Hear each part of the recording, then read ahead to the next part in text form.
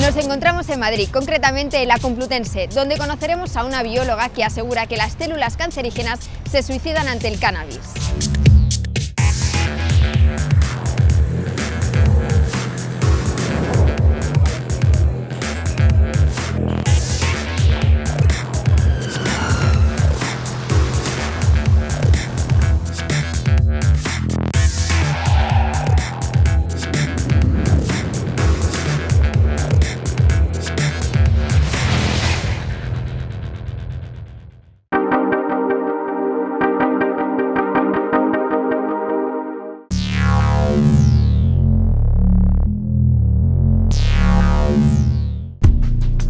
Recorrimos los pasillos de la Facultad de Biología en Madrid hasta llegar al Departamento de Bioquímica, donde trabajan casi 30 investigadores.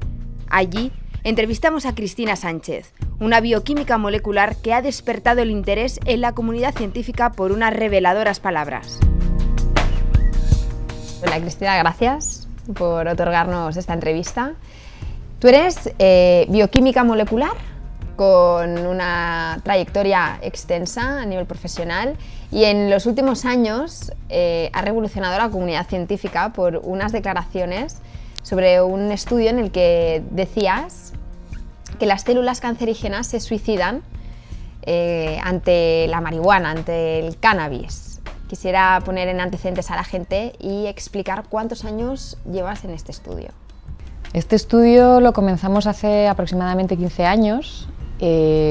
Básicamente por casualidad, como suceden la mayor parte de las cosas importantes en la vida. Nosotros en ese momento estábamos trabajando con cannabinoides, compuestos derivados de la marihuana, pero en algo que no tenía nada que ver con el cáncer. Trabajábamos haciendo estudios metabólicos, queríamos saber cómo esos compuestos afectaban al metabolismo energético de las células. Y trabajábamos con un modelo celular que era muy complicado, muy costoso, muy caro, y decidimos cambiar y utilizar un modelo más sencillo, y cuando uno piensa en células más sencillas de trabajar y más baratas, siempre piensa en células tumorales, porque crecen sin control, y esa es una gran ventaja en un laboratorio. Y cuando empezamos a hacer experimentos con esos compuestos, matábamos a las células. Entonces durante un tiempo estuvimos pensando que estábamos haciendo algo mal, y hubo un momento en el que nos paramos a pensar y dijimos no estamos haciendo nada mal, nos estamos enfrentando a un efecto biológico que no esperábamos, pero que es potencialmente muy interesante. ¿Fuisteis de los primeros en realizar este tipo de estudios?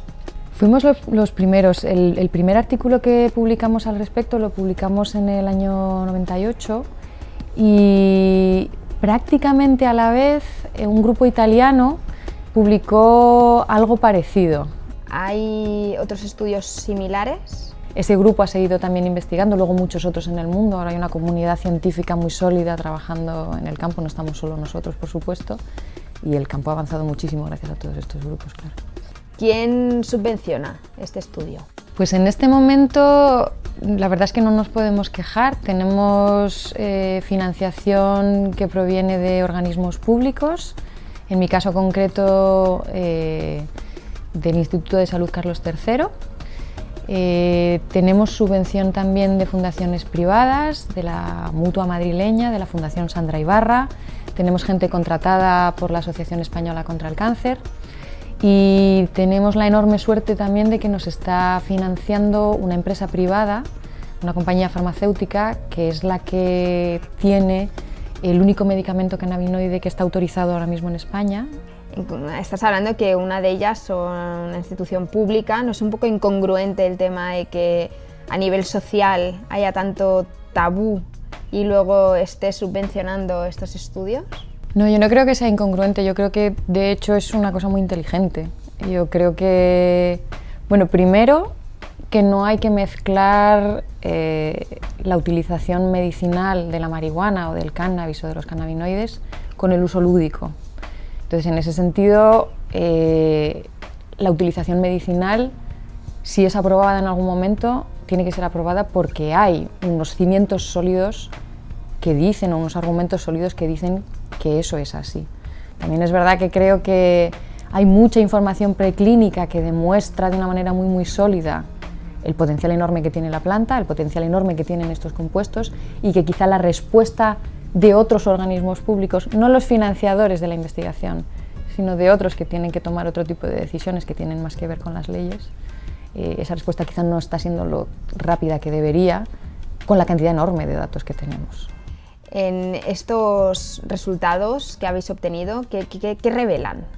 Hay determinados compuestos de la marihuana, no todos, pero determinados compuestos, los más abundantes en esa familia que llamamos cannabinoides, que son capaces de inducir el suicidio de las células tumorales. Y solo lo hacen en las células tumorales, no en las células sanas o no transformadas, no tumorales. Un tumor no es malo solo porque crece mucho, sino es malo porque tiene una irrigación sanguínea enorme que hace precisamente que pueda crecer todavía mucho más e irse a otras localizaciones en el cuerpo. Y también es malo un tumor porque genera lo que llamamos metástasis, que son tumores secundarios en un lugar diferente al que se originaron. Nosotros hemos visto en el laboratorio, en nuestros modelos preclínicos, en animales, que los cannabinoides no solo disminuyen el crecimiento del tumor, sino que disminuyen también esos otros dos procesos, lo que llamamos angiogénesis, la generación de vasos sanguíneos, y los procesos de metástasis. En este estudio declaráis además que las células cancerígenas se suicidan de una forma limpia. ¿Qué significa de una forma limpia? Sí, todas las células de nuestro organismo están programadas para suicidarse, tienen la capacidad de suicidarse. Esto es una respuesta biológica muy inteligente por parte del organismo, porque cuando una célula tiene defectos, se convierte en una amenaza potencial para el organismo. Si una célula tiene daños en su DNA y se replica, va a generar una progenie que va a tener ese mismo defecto. Esa progenie, a su vez, va a generar otra progenie que va a tener ese defecto. Entonces, la célula dañada originalmente, como ves, es un peligro para el organismo. Y por eso todas nuestras células tienen esta capacidad de quitarse de en medio. Cuando la célula detecta que tiene esos fallos, primero tiene unos sistemas de control que intentan reparar ese daño, y si ese daño no se puede reparar, la célula se suicida.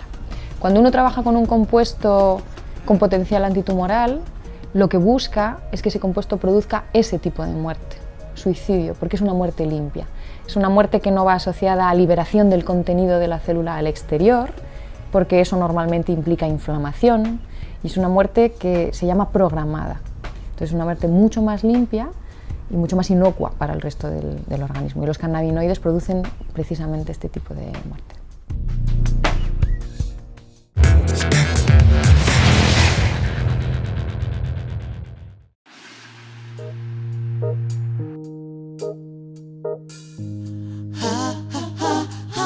Pour moi, Sensei Seeds, c'est la grande marque de référence. Sensei Seeds played an integral role in one of humanity's most important plants, the cannabis plant.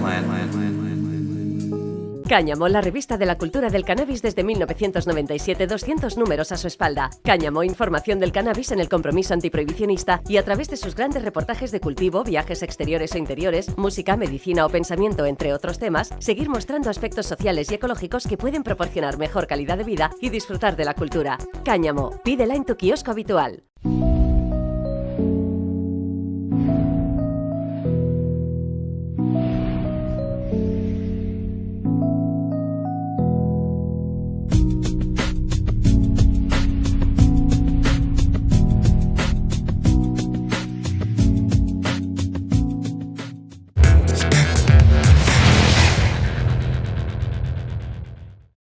¿Qué opináis sobre que el cannabidiol hace que la quimioterapia sea más eficaz? ¿Es así?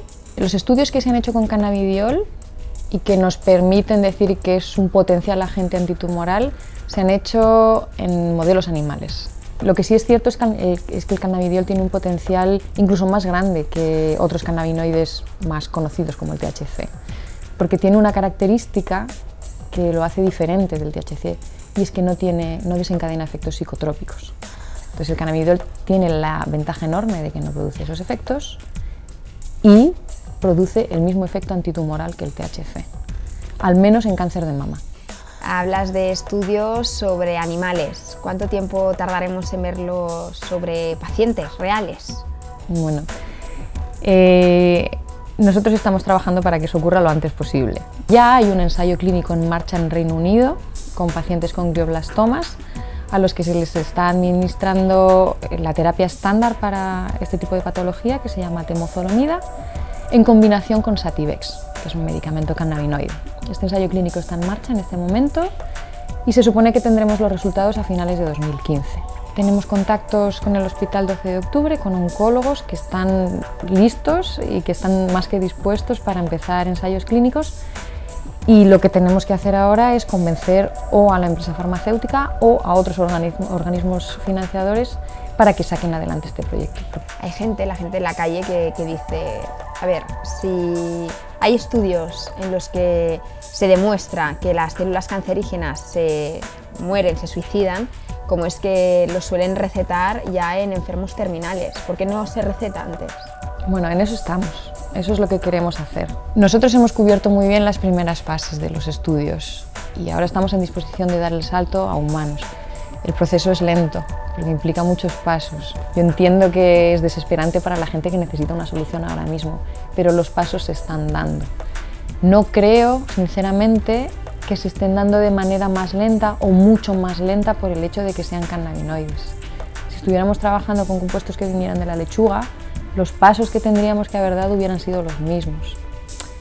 Quizá para dar el último, que es del animal de laboratorio al paciente, las cortapisas hubieran sido menores. Puede ser, pero solo en ese último paso. ¿Tú crees que si a nivel enfermos, los pacientes, hiciesen más presión social, todo esto en España cambiaría? Comparando la situación de España con la de otros países, nosotros vamos claramente por detrás. En Estados Unidos hay asociaciones de pacientes muy fuertes que presionan mucho al gobierno y que han conseguido cosas muy importantes. En Estados Unidos, en determinados estados, y cada vez más, el uso de la marihuana medicinal está autorizado. Y a eso se ha llegado en mucha medida por la presión enorme de los pacientes. En Italia ahora mismo hay una asociación que se llama La Piantiamo, que está presionando al Senado de una manera bestial y que está consiguiendo cosas. ¿Qué opinión te merece el tema de las cremas hechas a base de cannabis? Bueno, las que yo conozco ahora mismo que están en el mercado son cremas cosméticas, son cremas hidratantes que están hechas de cáñamo, no necesariamente de las variedades psicotrópicas. Yo he usado alguna de ellas, hidratan muy bien y no te puedo decir más porque no conozco más. Si estamos hablando del posible uso tópico de cannabinoides para patologías que tengan que ver con la piel, yo creo que el potencial es muy grande. Hay gente que está estudiando el efecto que podría tener sobre patologías como la psoriasis, que ahora mismo tiene tratamiento ninguno. Podríamos estudiarlo también para cánceres de piel, sería una opción. Entonces es una vía que desde luego se debe explorar en profundidad. Cristina, nada, agradecerte esta entrevista, estos minutos. Espero verte antes de lo esperado, ya viendo en práctica estos estudios sobre enfermos reales. Y nada, muchas felicidades y gracias. Muy bien, muchas gracias.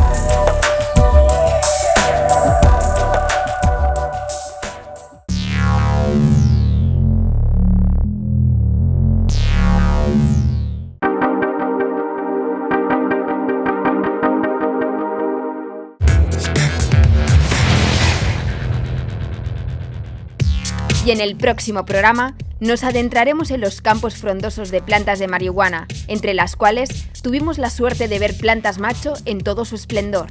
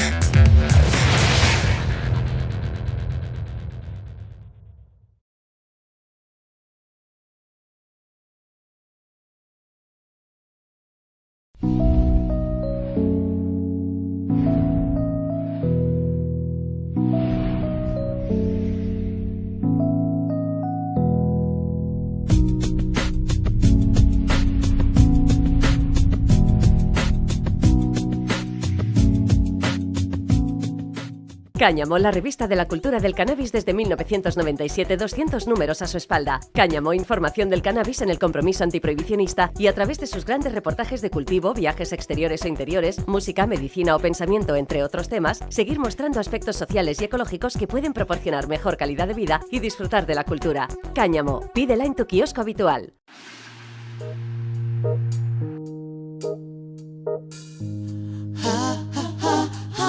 Pour moi, Sensi Seeds, c'est la grande marque de référence. Sensi seeds played an integral role in one of humanity's most important plants, the cannabis plant.